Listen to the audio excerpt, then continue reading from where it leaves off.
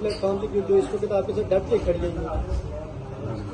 دیکھیے بڑے لوگوں نے بڑے مشکل وقت گزارا، قربانیاں دی ہیں، ان کو ضرور ہم سامنے لے کے آئیں گے۔ سر یہ جو شہباز شریف نے یہ انٹرویو دیا کہ 9 مئی جو ہے وہ آرمی چیف کے خلاف سازش تھی، اس کو کیسے رسپونڈ کریں؟ شہباز شریف آرمی چیف کے کندھے پہ بندوق چلانا چاہتا ہے، فوج کو لڑانا چاہتا ہے PTI کے ساتھ، کیونکہ اس کو پتہ ہے کہ الیکشن میں ان کا سب کا صفایا ہونے والا ہے، تو وہ الیکشن سے بھی بھاگ رہے ہیں اور کوشش کر رہے ہیں کہ الیکشن تب ہو جب فوج کو آگے کر دیں اور یہ جنرل آسن کو آگے کر دیں اور PTI کو ختم کروانے کے لیے ساری وہ سازش ہے۔